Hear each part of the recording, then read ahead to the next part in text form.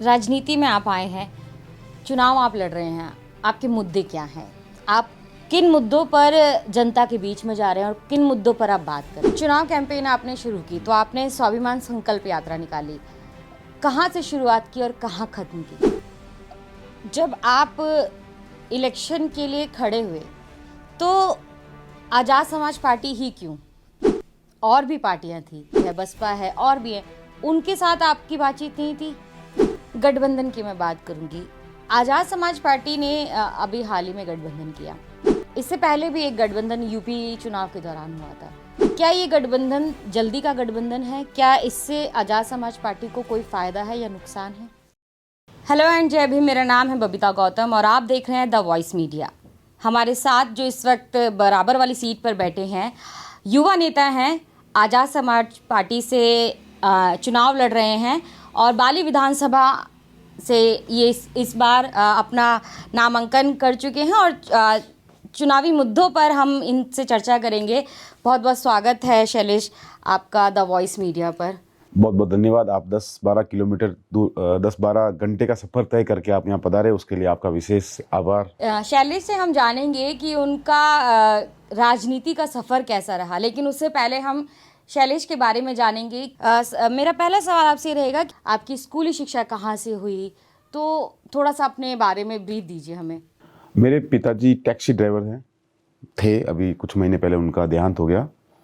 और मेरी जो माताजी है वो नरेगा में मजदूरी करती थी और भी कई जगह पे मजदूरी मिलती थी, वो मजदूरी जाती थी, तो मैं उनके साथ बचपन में उनको मजदूरी करते हुए देखता आया हूँ। स्कूली शिक्षा मेरी यहाँ की जो सरकारी स्कूलें हैं जिनके अंदर पर्याप्त अध्यापक भी नहीं होते थे, पर्याप्त सुविधाएं भी नहीं होती थी, मैंने वहाँ से अपनी स्कूली शिक्षा ली है। स्कूली शिक्षा आप कह रहे हैं कि पर्याप्त टीचर नहीं होते थे। स्कूल के बाद आपने कॉलेज किया और आप विदेश तक गए, तो वो वाला सफ़र आपका कैसे, मतलब आपने कैसे उस सफ़र को तय किया? कितनी अड़चनें आई, क्या मुसीबत रही, फाइनेंशियली कंडीशन उस वक्त क्या थी आपकी? मैं जब विदेश जाने का मुझे मौका मिला तो मैं तब तक आईआईटी के अंदर पहुंच चुका था। आईआईटी और एम्स का छात्र हूं मैं। तो जब मैं वहां गया और मुझे विदेश जाने का मौका मिला तो एक तो जो हम जो सरकारी स्कूलों से जो हम बच्चे जो आते हैं तो उनका जो स्किल डेवलपमेंट है वो उतना नहीं होता है जिनके साथ आपको कम्पीट करना है या जिनसे आगे बढ़ के आपको वो मुकाम हासिल करना है, या अपने जो समाज की बात है या जो अपने लोगों की जो बात है वो रखने के लिए आपको कम से कम वो भाषा आनी चाहिए जो जिस भाषा से हमें लंबे समय तक दूर रखा है। मैं अंग्रेजी भाषा की बात कर रहा हूँ। तो ये जो स्किल जो डेवलप करना था तो मैं विदेश चाहे आज गया हूँ, लेकिन इसकी जो तैयारी है वो पिछले 5-7 सालों से चल रही थी कि मुझे जब कभी मौका मिले अपने समाज की बात करने का, अपने उन लोगों की बात करने का जो आज जो मूलभूत आवश्यकताओं के लिए संघर्ष कर रहे हैं, तो मैं अपने आप को उससे पहले प्रिपेयर करूँ। यही कारण रहा है कि मैंने आईआईटी में पढ़ने का रास्ता चुना, एम्स में पढ़ने का रास्ता चुना और वहाँ के एटमॉस्फेयर में वो सारी जो कमियाँ मेरी जो स्कूली शिक्षा में रह गई थी मैंने उनको दूर की और अपने आप को उस स्किल उतने निखारने में अपने आप को लगाया कि मैं वहाँ जाके अपनी बात रख सकूँ। शैलेश, आप विदेश गए, वहाँ पर आपने अपने समाज की अपनी लोगों की बात रखी, तो वहाँ का रिएक्शन कैसा था? और जब आप वापस लौटे तो परिवार का, समाज का कैसा आपको समर्थन मिला या उनका रिएक्शन कैसा था? देखिए, ये बहुत बड़े ताज्जुब की बात है कि जब भारत के अंदर हम जातीय भेदभाव की इंदर मेघवाल, जितेंद्र मेघवाल जैसी घटनाएं मूंछ रखने पे, मटका छू लेने पे जब होती हैं, इनकी बात करते हो तो यहाँ पे वो घटनाएं आम समाचारों की तरह सुनी जाती हैं। कोई आदमी उसमें अचंभा नहीं रहता है कि हाँ इतनी बड़ी घटनाएं हो गई है, और कोई इसे स्वीकार नहीं करता है कि जितेंद्र मेघवाल के सरकारी तंत्र विशेष रूप से स्वीकार नहीं करता है। और वो जो लोग जो उस घटना से संबंध रखते हैं, आरोपी पक्ष के जो लोग होते हैं, वो कभी स्वीकार नहीं करते हैं कि घटना का मुख्य कारण मूंछ रखना या मटकी छू लेना है। विदेश के अंदर वो लोग स्वीकार करते हैं कि हमने एक लंबे समय तक नस्ल भेद हमने किया और वो हमारे पूर्वजों से गलती हुई है। ये गलती यहाँ के समाज में स्वीकार करने का जो मादा है वो हमारे लोगों में अभी तक नहीं आया है। जब तक हम किसी समस्या को स्वीकार नहीं करेंगे तब तक हम उसका समाधान तक नहीं जा पाएंगे। तो ये सबसे बड़ा फ़र्क मुझे वहाँ मिला। मैंने जब वहाँ पे ये बाबा साहब अम्बेडकर के संविधान की बात की कि भाई ये वर्ग आज भी जातीय भेदभाव, हिंसा, सब कुछ झेलने के बाद में भी देश के अंदर शांति से बैठा है, इसने हिंसा का रास्ता नहीं अपनाया, तो वो उसका पूरा श्रेय बाबा साहब अम्बेडकर के संविधान को जाता है और इस संविधान ने देश को बांधे रखा हुआ है। जब मैं वहाँ से यहाँ लौटा तो हमारे जो लोग, जिन लोगों की मैंने बात की, पूरे पाली विधानसभा के लोग, पाली के लोग, जोधपुर के लोग, मेरा एयरपोर्ट पे स्वागत हुआ। मैं जब पाली में गया तो पाली में मेरा स्वागत हुआ। मैं जब बाली में आया तो पूरे बाली के अंदर पूरी एक अच्छी रैली निकाली, लोग जगह जगह मेरा स्वागत करने के लिए खड़े रहे और उनको पहली बार लगा कि ये भी एक ऐसा मुद्दा है जो इतने किसी अंतर्राष्ट्रीय प्लेटफॉर्म पर हम बोला जा सकता है। ये जो जिम्मेदारी थी ये हमारे पहले के राजनेताओं की थी, जिन्होंने अपनी ये जिम्मेदारी नहीं निभाई। तो इन लोगों को बहुत अच्छा लगा और इन्होंने लगा कि हमारा कोई व्यक्ति वहाँ तक जाके हमारी बात रखी है। क्योंकि आप विदेश में जाके रिप्रेजेंट करके आए हैं और आपने वहाँ पे भी अंबेडकर की बात की, तो आपने अंबेडकर को कब जाना? तो स्कूल तक मैं बाबा साहब अम्बेडकर की तस्वीर से ज़्यादा उनको कुछ नहीं जानता था। बचपन में कोई मूवी देख ली थी तो उससे थोड़ा मेरा इंटरेस्ट जरूर जगा था, लेकिन पर्याप्त जो साहित्य नहीं था हमारे पास या उनके बारे में कोई बताने वाला व्यक्ति भी नहीं था। फिर जब मैं कॉलेज गया तो मैंने सबसे पहले भगत सिंह को जाना, और जब भगत सिंह की जो गैर बराबरी की जो लड़ाई थी उसको मैंने भारत में जो सामाजिक जो भेदभाव है उसको समझने की जब कोशिश की तो मुझे बाबा साहब अम्बेडकर के जो लिखे गए साहित्य में मेरा इंटरेस्ट बना।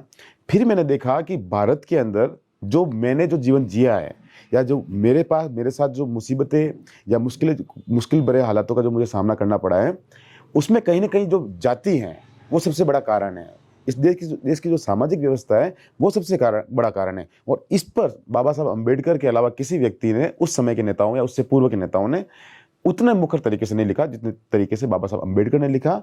और वो समझाया कि भारत के अंदर आज भी ये वर्ग इतना प्रताड़ित है कि जब अंग्रेजों के खिलाफ जो लड़ाई लड़ी जा रही थी उस समय में भी हमारी जो अधिकार थे, हमारी जो मांगे थी या जो हमारा जो समानता का जो अधिकार था, वो जो आज़ादी की लड़ाई लड़ने वाले जो लोग थे उनके किसी मैनिफेस्टो में या उनमें कहीं नहीं था।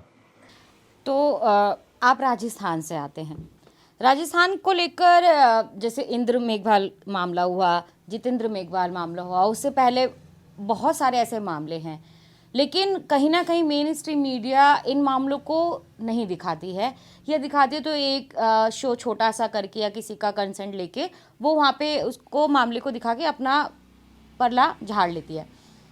आप इसको किस तरह से देखते हैं? क्योंकि आपका बचपन राजस्थान में बीता है, आप एक दलित जाति से आते हैं, तो आप इसको किस तरीके से देखते हैं? ये कहना अगर मीडिया में जो ये प्रचलित है कि राजस्थान में जाति नहीं है तो ये बिल्कुल गलत है। आप जो विधानसभा में जो टिकट मिले हैं उन टिकट का पूरा के पूरा अगर ब्यौरा देखेंगे तो 3 या 4 जाति के जो लोग हैं वो 200 विधानसभा की अधिकतम सीटों पर काबिज हैं।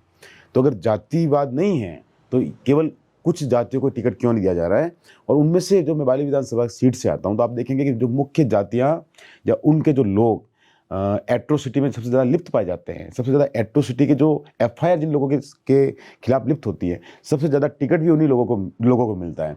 तो ये सवाल राजस्थान का जो पूरा चुनाव है वो जातीय समीकरण पे और जातीय समीकरण से ज़्यादा कहे तो जातिवाद पर आधारित है। जब आप इलेक्शन के लिए खड़े हुए तो आज़ाद समाज पार्टी ही क्यों, और भी पार्टियां थी, है बसपा है और भी है, उनके साथ आपकी बातचीत नहीं थी? देखिए, संपर्क कई बार हमारा उठना बैठना इन सारी पार्टियों के लोगों के साथ होता है, लेकिन जिस मुखरता से आज़ाद समाज पार्टी इन मुद्दों पे लड़ रहे थे, भाई चंद्रशेखर आज़ाद जिस तरीके से लड़ रहे थे, और भीम आर्मी आने के बाद हमारे लोगों का जो कॉन्फिडेंट लेवल, अगर मैं एक सभा के अंदर एक किसी व्यक्ति को बोलूँ कि आप उठ के परिचय दीजिए तो वो भी लोग पीछे हटेंगे। लेकिन एक जय भीम के नारे के साथ लोगों का जो कॉन्फिडेंट लेवल बढ़ा है और बाबा साहब अम्बेडकर के प्रति जो जागरूकता जो बढ़ी है भीम आर्मी आज़ाद समाज पार्टी के आने के बाद, तो मुझे लगता है कि हमारी जो ताकत है हमें एक जगह केंद्रित करनी चाहिए। इसलिए मैंने आज़ाद समाज पार्टी को चुना और मैं यहाँ पे अपने आप को स्वतंत्र महसूस करता हूँ कि मेरे ऊपर कोई पार्टी का कोई दबाव नहीं है। मैं जो राजनीति बाबा साहब अम्बेडकर की जो विरासत को आगे लेके जो राजनीति करना चाहते हैं उस राजनीति में मैं मुखर रूप से बोल सकता हूँ, बात कर सकता हूँ। और मुझे लगता है कि इतनी मेरे विचारों की अभिव्यक्ति मुझे कोई संगठन दे रहा है तो मेरे लिए वही संगठन सबसे सही उपयोगी है। आपको आपकी राजनीति करने की पूरी आज़ादी, आपको अपने विचार व्यक्त करने की आज़ादी है। गठबंधन की मैं बात करूंगी, आज़ाद समाज पार्टी ने अभी हाल ही में गठबंधन किया, इससे पहले भी एक गठबंधन यूपी चुनाव के दौरान हुआ था। क्या ये गठबंधन जल्दी का गठबंधन है? क्या इससे आज़ाद समाज पार्टी को कोई फायदा है या नुकसान है? देखिए, ये गठबंधन यहाँ पे दो पार्टियों से बढ़ के बात करेंगे तो दो वो लोग जो किसान है, मजदूर है, दलित है, आदिवासी है, उनका गठबंधन है, एक बहुजन वर्ग का गठबंधन है। और वो जो लड़ाई है वो अलग अलग तरीके से लड़ रहे हैं। आप हनुमान जी के साथ जो गठबंधन हुआ है वो एक लंबे समय से किसानों की आवाज़ उठा रहे हैं। भीम आर्मी, आज़ाद समाज पार्टी, भाई चंद्रशेखर आज़ाद, जितने भी देश के अंदर मुद्दे हुए हैं, मुझे नहीं लगता कि ऐसा कोई भी मुद्दा उन्होंने छोड़ा हो। वो हर जगह वो सबसे आगे खड़े रहे हैं। तो ये ज़रूरी है कि हमारी जो सामाजिक लड़ाई है, हमें मजबूरियाँ हो सकती है कि हम एक वर्ग के साथ लेके लड़े, लेकिन अगर आपको राजनीतिक लड़ाई लड़नी है, आपको वहाँ पहुँचना है जहाँ आपके लिए कानून बनाए जाते हैं, जहाँ आपके लिए पॉलिसी बनाई जाती है, जहाँ आपके भविष्य को निर्धारित किया जाता है, वहाँ पहुँचने के लिए आपको ऐसे जो वर्ग जो ज़मीनी तौर पे जो संघर्ष कर रहे हैं, उनको नेताओं को साथ में आना पड़ेगा, और ये गठबंधन उसी चीज़ का एक उदाहरण है। यहाँ पे हनुमान बेनीवाल की पार्टी के साथ गठबंधन हुआ, तो यहाँ पे भी सीटों को लेकर कोई खींचतान हुई? देखिए, ऐसे ही मैं खुद प्रदेश उपाध्यक्ष हूँ, तो जो भी हमारे कार्यकर्ता चुनाव लड़ना चाहते थे, जो मजबूत कंडीशन में थे, हमने उन सबको मौका दिया है। हमने ये नहीं देखा है कि इस सीट पे हमें हमारे वोट बैंक कितना है या कास्ट समीकरण कितना है। हमने कार्यकर्ता के साथ खड़े रहे, और जहाँ आरएलपी मजबूत थी, हमने वहाँ आरएलपी का साथ दिया है। और अगर कहीं पे कॉन्ट्राडिक्शन अगर आया है, तो हमने आपस में बैठ कर, कोई भी ऐसा व्यक्ति नहीं है जो बाहर जाके कहे कि मेरे साथ अन्याय हुआ है। दोनों पार्टियों ने दोनों कार्यकर्ताओं के साथ बहुत ही समझदारी के साथ कदम उठाया है। राजनीति में कैसे आना हुआ आपका? अगर आप ऐसे समुदाय में, ऐसे वर्ग में पैदा होते हैं जहाँ पे आपके लिए राजनीतिक चॉइस नहीं है, आपकी जिम्मेदारी है। और ये बाबा साहब अम्बेडकर ने कहा था कि भाई जाओ और अपने घर के दीवारों पर लिख दो कि हम इस देश के शासक हैं। तो हम जैसे पढ़े लिखे लोग, पढ़े लिखे युवा अगर इस कथन को साबित नहीं करेंगे, सच में नहीं बदलेंगे, तो और कौन बदलेगा। दूसरी तौर पे हम कहते हैं कि पढ़े लिखे युवाओं को राजनीति में आना चाहिए, और बाबा साहब ने कहा था कि पॉलिटिक्स इज़ द मास्टर की। तो हमने ये देखा कि भाई मैं एक जॉब सिक्योर करके मैं अपने परिवार का भला कर सकता हूँ, लेकिन अगर मुझे समाज के अंदर जो समस्या है उनके लिए काम करना है, उन लोगों के लिए काम करना है, तो मेरे हाथ में पावर चाहिए, और वो पावर राजनीतिक सत्ता से के अलावा कोई और रास्ता नहीं है। तो इसलिए मेरा राजनीति एज ए चॉइस नहीं, एज ए जिम्मेदारी है कि वहाँ पे पहुँचूँ और मेरे इन लोगों के हक, अधिकार और इनकी शिक्षा के बारे में बात करूँ। राजनीति में आप आए हैं, चुनाव आप लड़ रहे हैं, आपके मुद्दे क्या हैं? आप किन मुद्दों पर जनता के बीच में जा रहे हैं और किन मुद्दों पर आप बात कर रहे हैं? सबसे पहला मेरा मुद्दा यही रहेगा, यही है अभी तक, कि जिन सामाजिक आंदोलन की लड़ाई मैंने लड़ी है, उनमें वो जो लड़ाई अभी तक अधूरी है, हम उन पे बात करें। आज़ाद भारत के अंदर संविधान के लागू होने के 75-76 साल के बाद में भी अगर मूछ रखने पे हत्या होती है, मटका छू लेने पे हत्या होती है, तो उन मुद्दों पर बात रहे जिससे हम कोई और जितेंद्र, कोई इंद्र मेघवाल नहीं खोए। दूसरा सबसे बड़ा मुद्दा है कि जो शिक्षा व्यवस्था है, शिक्षा व्यवस्था जिस तरह से भेदभावपूर्ण शिक्षा व्यवस्था की जा रही है, हमारे बच्चों को, मुझे पता है मुझे IIT एम्स पहुंचने में कितनी दिक्कतों का सामना करना पड़ा। उसके बाद मुझे अपने आप को वहाँ पे उन लोगों के बीच में बनाए रखने के लिए, उन लोगों से बातचीत करने के लिए, क्लास के अंदर सवाल पूछने के लिए मुझे अपना कितना स्किल डेवलप करना पड़ा। तो ये शिक्षा उन लोगों को मिले, हमारे लोगों को, वो लोग भी एम्स में, IIT में, देश और विदेश के बड़े संस्थानों में पढ़ सके। हेल्थ फैसिलिटी, मैं एम्स से हूँ, एम्स में भी मैं स्टूडेंट हूँ, तो मैं ये देखता हूँ कि आज भी जो कुपोषण की वजह से जो बीमारियाँ होती हैं, सरकार कुपोषण को हटाने के लिए बहुत सारी योजनाएं लाती जरूर हैं, लेकिन वो योजनाएं धरातल पर लागू भी नहीं होती हैं, और वो लोग ऐसे स्वार्थी जो राजनेता है वो लागू भी नहीं होने देते हैं। क्योंकि अगर इन वर्ग के अंदर कुछ सुधार होगा तो कल ये राजनीतिक रूप से मजबूत होंगे, अपने अधिकारों की बात करेंगे। तो ऐसे बहुत सारे मुद्दे हैं। मैं चाहता हूँ कि यहाँ के जो बच्चे हैं वो बाहर जाके पढ़े, उनके लिए स्कॉलरशिप हो। जैसे ये अशोक गहलोत 500 बच्चों को राजस्थान से बाहर भेज रहे हैं विदेश में पढ़ने के लिए। मैं पूछता हूँ उसमें दलित आदिवासी परिवार के लोग कितने हैं? तो हम चाहते हैं कि इस प्रकार की स्कीम इस वर्ग के लिए भी आए। इन तमाम मुद्दों के ऊपर हम चुनाव लड़ रहे हैं। राजनीतिक चुनाव में महिलाओं को कहीं ना कहीं दरकिनार कर दिया जाता है, उनको सिर्फ एक वोट बैंक के तौर पर कि घर में 4 महिलाएं तो 4 वोट हैं।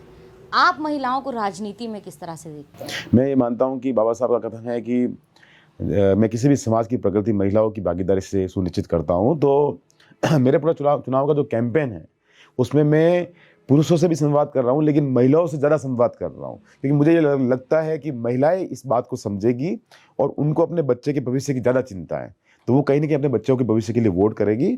और मैं उनसे ये भी वादा करता हूँ कि ये अगर हमारी जो सरकार आती है और हम जब बाली विधानसभा से हम चुनकर जाते हैं, तो मैं महिलाओं को सबसे आगे रखूँगा, जिससे समाज में एक अच्छा मैसेज जाए और वो महिलाएं समाज में मजबूत हो। नहीं, मैं जब विदेश गया, मैं आईआईटी एम्स में जब पढ़ता हूँ तो मैं ये देखता हूँ कि अगर मैं उस कॉरिडोर से भी गुजर रहा हूँ तो मुझे अपने आप में लगता है कि हाँ, मैं उस कम्युनिटी से हूँ, वहाँ से हूँ, आज यहाँ आया हूँ, तो मुझे अपने आप में एक प्राउड फील होता है और फिर मुझे चाहिए कि मुझे इससे मैं और आगे बढ़ूँ।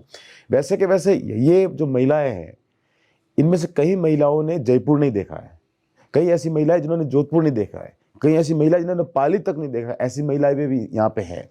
मैं चाहता हूँ कि ये महिलाएं दुनिया देखे और विधानसभा में जाके ये महसूस करें कि यहाँ पे कानून बनाए जाते हैं और यहाँ पे हमें हमारे लोगों को, हमारी महिलाओं को भेजने की ज़रूरत है। तो मैं उनके अंदर ये जज्बा, ये कॉन्फिडेंस और ये जज्बा उनके अंदर पैदा करना चाहता हूँ, जिससे वो इस डायरेक्शन में सोचे कि पावर नाम की कोई चीज़ होती है, वो हमारे पास भी होनी चाहिए। तो ये मैं महिलाओं से वादा कर रहा हूँ। आपने आईआईटी और एम्स में आप कर रहे हैं, वहाँ पे कोई ऐसा कास्ट भेदभाव, आपने जातिगत भेदभाव आपने देखा या महसूस किया, या कोई ऐसा एक्सपीरियंस जो आप शेयर करना चाहते हो या आप उसको भुला ना पाते हो? नहीं, मैं आईआईटी एम्स के अंदर जब देखता हूँ तो अगर जो नॉन टीचिंग जो जॉब्स है, उनके अंदर आप देखोगे कि कुछ जातियों का दबदबा बनाया हुआ है और वो उसका कारण राजनीति है। वहाँ के आईआईटी और एम्स के जो डॉक्टर्स हैं, जो एडमिनिस्ट्रेशन है, उनकी मैं गलती नहीं समझता हूँ, क्योंकि एक उनके ऊपर दबाव आता है, एक रिकमेंडेशन आती है और वो मंत्री नेता वहाँ पे वो लोग लगा रहे हैं। तो आप कई बार मुझे ऐसा लगता है कि अगर एक दलित आदिवासी परिवार का कोई एमए किया हुआ लड़का है तो वो वहाँ पे स्वीपर की जॉब कर रहा है, और एक जिसको ढंग से लिखना भी नहीं आता है वो गार्ड की बैठ के वो जॉब कर रहा है। तो इस टाइप का जो क्लियर जो रोजगार के अंदर जो भेदभाव मैं जो देख रहा हूँ इन संविदा वैकेंसियों में भी, जो परमानेंट नहीं है, संविदा वैकेंसियों में ये बारी भरकम तरीके से है और इस टाइप का भेदभाव देखा। इसके अलावा मुझे आईआईटी और एम्स के जो प्रोफेसर्स हैं जिनके साथ मैं काम कर रहा हूँ, उनमें मुझे मेरे लिए एक पॉजिटिव सोच दिखी है कि भाई मैं अगर उस समाज से आता हूँ तो उस समाज के लिए काम करने के लिए मुझे वहाँ वापस जाना चाहिए। इवन जो मेरे चुनाव लड़ने का जो डिसीजन था, उस डिसीजन की सबसे ज़्यादा तारीफ, और जब सबसे साथ खड़े हुए थे तो वहाँ का जो स्टाफ खड़ा था कि हाँ शैलेश, ये तुम्हारा अच्छा डिसीजन है, तुम्हें इस में जाना चाहिए, तुम्हें ये करना चाहिए। मैं चुनाव की बात करूँगी। ज़्यादातर जो चुनाव लड़ रहे हैं सबके पास फंडिंग है, चाहे वो आप किसी भी पार्टी का, बड़ी पार्टियों का देख लीजिए, चाहे वो पार्षद का चुनाव हो, चाहे वो किसी भी चुनाव, प्रधानी चुनाव, सबके पास फंडिंग अच्छी रहती है। एमएलए का चुनाव छोटा चुनाव नहीं होता। आप कहाँ से फंडिंग, आपको कोई फंडिंग आ रही है या आप कैसे अपने चुनाव कैंपेन को कर रहे हैं? देखिए, हमारी जो मेरी आपने जो शिक्षा की बात की है, स्कूली शिक्षा से बाद में जैसे हमने ग्रेजुएशन जो जैन आदिवासी यूनिवर्सिटी जोधपुर से की, फिर मैं सेंट्रल स्टेट राजस्थान गया, फिर मैं आईआईटी एम्स में गया हूँ। इस रास्ते में जो भी मेरे जो साथी रहे हैं और मुख्य रूप से जिन्होंने मुझे इन वर्क के लिए लड़ते हुए देखा है, उनको ऐसा महसूस हुआ कि अगर मैं ये काम कर रहा हूँ तो मुझे ये मजबूती से लड़ना चाहिए। और मैं मानता हूँ कि हमारे लोग आज बहुत ज़्यादा मजबूती की, बहुत ज़्यादा, सारे तो नहीं, लेकिन कुछ लोग ऐसे हैं जो मजबूती से अपनी जगह बनाए हुए हैं और उनको लगता है कि हमें हमारे समाज का पे बैक टू सोसाइटी करनी चाहिए। तो ये सारा जो चीज़ें हो रही है ये उन्हीं लोगों के भरोसे हो रही है, वही लोग मुझे इस में मदद कर रहे हैं। दूसरा है कि जो हमारा जो बाली विधानसभा का जो शिक्षित वर्ग है, मुख्य रूप अध्यापक कह दें या जो भी जो सरकारी तंत्र में है, उनके ऊपर एक दबाव जरूर है। कांग्रेस और बीजेपी मिलकर दबाव जरूर बना रही है कि उनके लोग मेरे साथ में कम दिखे, उनके परिवार के लोग कम दिखे, लेकिन वो अंदरूनी रूप से इस चुनाव के अंदर मेरी पूरी सपोर्ट करें, मेरा पूरा फाइनेंस संभाल रहे हैं। इवन जब मैं विदेश गया तब आपने कहा था कि आपके फाइनेंस कैसे संभाला, तो उन्होंने 4 घंटे के अंदर जो मुझे पैसा चाहिए था उससे डबल पैसा ला के दे दिया। फिर मैंने उनको मैसेज किया कि नहीं, मैं आधा पैसा आपका यूज़ करूंगा, आधा पैसा मैं मेरा यूज़ करूंगा। तो मुझे ये लगता है कि जो हम इंडिविजुअल कुछ नहीं है, लेकिन हम जब संगठित रूप से हम सारी जो भी हमारे सामने, चाहे अडानी अंबानी आ जाए, तभी हम उनका मुकाबला कर सकते हैं। इस चुनाव में खरीद फरोख्त होती है चुनावों में, आपको भी किसी पार्टी ने ऑफर दिया कि आजाद समाज पार्टी छोड़ के हमारे साथ आ जाइए? देखो, ये राजनीति के अंदर बिल्कुल होता है और लोग कहते हैं कि भाई आप बैठ जाइए या पैसे लीजिए, ये सारी चीज़ें होती हैं। वो एक राजनीति में मतलब उसको नेगेटिव चीज़ भी नहीं लेते हैं, वो आपस में बातचीत होती है। हाँ, उसमें अगर जब पैसा ऑफर किया जाता है, वो कहीं ना कहीं मैं सोचता हूँ कि हमारे, अगर हम पैसा लेते तो हमारे कहीं ना कहीं जो विचार हैं, जो सिद्धांत हैं, उनके साथ हम समझौता करते हैं। तो इस तरह की बातें हुई है, लेकिन हमारे जो कार्यकर्ता बहुत मजबूत थे और उनको मेरे ऊपर पूरा भरोसा था। तो हमने पहले ही तय कर लिया था कि हमारे लिए केवल चुनाव राजनीतिक चुनाव नहीं है, ये हमारे एक आंदोलन का हिस्सा है। इसके जरिए हम लोगों में कर रहे हैं। हमें चुनाव का परिणाम निश्चित तौर पे एक अच्छा परिणाम होगा। और अगर कुछ ऐसा हुआ भी तो हम उसके लिए तैयार हैं। युवाओं के लिए क्या मैसेज देना चाहेंगे आप? आज़ाद समाज पार्टी और भीम आर्मी के जो युवा लोग हैं उनसे यही मैसेज है कि अब हमारे पास हमें लोगों को एकत्रित करने का समय है। जो कोई लोग हमारे दूसरी पार्टियों के अंदर में भी जा रहे हैं हमें उनको भी समझाना चाहिए और हमें किसी से द्वेष भाव नहीं रखना है, किसी से नाराज़गी वो भी ख़त्म करनी चाहिए। और जो पार्टी की जो नीतियां हैं, जो बाबा साहब के जो विचार हैं, उन पर काम करें, शिक्षा पे काम करें, हमारे लोगों के रोज़गार के काम करें, स्किल डेवलपमेंट पे काम करें, बाबा साहब के साहित्य, लाइब्रेरी, पाठशाला जगह जगह पहुंचाए, हमारे जो लोग जो तकलीफ में हैं उनके लिए कार्य करें, चाहे वो स्वास्थ्य से संबंधित सेवाएं अगर किसी को नहीं मिल रही है तो वो उनके लिए उनका एक माध्यम का काम करें, शिक्षा के लिए काम करें। और मैं मानता हूँ कि जितने भी जो सामाजिक अत्याचार हुए हैं उनके प्रति लोगों को जागरूक करें और उनको ये समझाए कि आपका जो वोट का जो अधिकार है वो सबसे बड़ा अधिकार है। एक समय अगर आपके पास वोट का अधिकार नहीं होता था तो ये सारे लोग आपके पास नहीं आते हैं। आज आपके पास वोट का अधिकार, आपके पास जो लोग आ रहे हैं, आप उस वोट के अधिकार को सही उपयोग करें, अपने से लोगों की तरक्की के लिए उपयोग करें, न कि उन लोगों को वोट करें या उन जो पैसा बांट के आपको वोट लेना चाह रहे हो और आपको फिर 5 साल आपके ऊपर हुकूमत करेंगे, आपको गुलामीपूर्ण जीवन जिलाएंगे। इसके प्रति लोगों को ज़्यादा से ज़्यादा जागृत करें। जितेंद्र मेघवाल की जब घटना हुई थी तो हमने आपसे संपर्क किया था, हमें आपके ज़रिए बहुत सारी चीज़ों की जानकारी मिली। परिवार से मिलना हुआ इस दौरान? मैं जब भी गांव आता हूं मैं पूरी कोशिश करता हूं मैं उससे परिवार से मिलूं और मैं लगभग इसमें सफल भी हुआ हूं कि मैं जब भी मैं विदेश जाके आया तब भी मैं आते ही मैं वहां पे उनकी माँ से मिला हूं। चुनाव लड़ने से पहले भी मैं उनसे माँ से मिला हूं। तो मेरा उनका रेगुलर उनसे संपर्क है और मैं ये समझता हूँ कि इस जगह के लिए जहाँ हमने स्वाभिमान संकल्प यात्रा निकाली है वहाँ हमारा जो आदर्श है वो जितेंद्र मेघवाल है। उसने अपने स्वाभिमान की चलते हुए अपनी जान दे दी लेकिन वो उनके सामने झुके नहीं। तो और वो माँ भी उसी मुस्तैदी से जितेंद्र मेघवाल के न्याय की लड़ाई के साथ वो खड़ी हैं। अभी क्या अपडेट है मतलब अभी क्या जानकारी है आपको? परिवार किस स्थिति में है, कुछ जानकारी है आपके पास?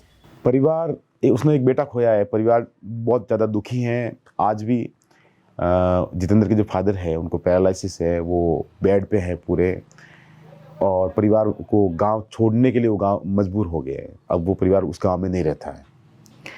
उस गांव के अंदर आज भी आप देखोगे तो कई सारे मुद्दे, ज़मीन के संबंधित कई सारी ऐसी चीज़ें जो आज भी वैसी के वैसी ही हैं। इवन उसके आसपास के जो गांव हैं वहाँ पे भी जो बोर्ड लगाए हुए हैं उन पे भी जातियों के नाम लगाए हुए हैं। जितेंद्र मेघवाल के समय कुछ समय के लिए वो बोर्ड हटाए गए थे लेकिन वो वापस लग गए और राजस्थान के मुख्यमंत्री अशोक गहलोत का जो प्रशासन है वहाँ उनके आगे मजबूर है। और आप देखेंगे 10 तारीख को अशोक गहलोत भी आए थे, वो वहाँ पे वोट मांगने आए लेकिन जितेंद्र मेघवाल की माँ से नहीं मिले, जितेंद्र मेघवाल के पिता से नहीं मिले, उनके घर पे जाके उन्होंने बात तक नहीं की और न जितेंद्र मेघवाल की बात की, न इंद्र मेघवाल की बात की, न कार्तिक बील की बात की। तो ये उस परिवार के लिए और ज़्यादा दुखी करने की चीज़ है कि जिस पार्टी को हमारे लोग सदियों एक लंबे समय से वोट दे के आए हैं, आज वो पार्टी उनके साथ बिल्कुल रूप से नहीं खड़ी है। तो ये बिल्कुल ये जो गुस्सा और जो है वो बिल्कुल उनको पता है कि हमें आज़ाद समाज पार्टी भीम आर्मी के साथ खड़ा रहना है, क्योंकि ये पूरे जो मुद्दे ही हैं पूरे देश भर में आज़ाद समाज पार्टी और भीम आर्मी ने उठाए हैं। चुनाव कैंपेन आपने शुरू की तो आपने स्वाभिमान संकल्प यात्रा निकाली, कहाँ से शुरुआत की और कहाँ खत्म की?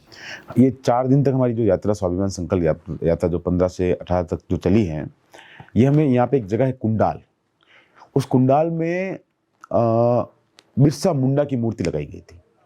उसी मूर्ति लगाने के बाद जो संघर्ष शुरू हुआ उसमें एक दीता राम जी भील हैं जिनको इतना पीटा, इतना मतलब उनके ऊपर जानलेवा हमला हुआ कि वो कोमा में रहे। हमने हमारी इस यात्रा बिरसा मुंडा की जो मूर्ति है उनको नमन करते हुए उनके विचारों पर बात करने के बाद हमने शुरू की। और ये यात्रा बाली विधानसभा का जो ये वाला इलाका है ये कम्प्लीटली उस छोर से पूरा डिफरेंट है।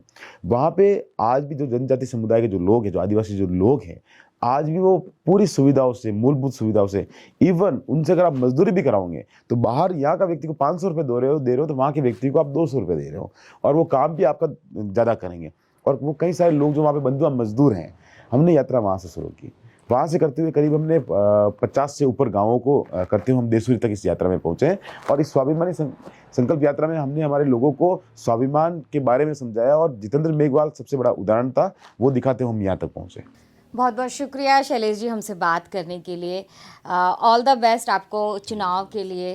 कांसीराम का एक कोट है कि हमने 1000 बार न्याय के दरवाजे पर दस्तक दी, हम न्याय मांगने गए लेकिन हमें न्याय नहीं मिला।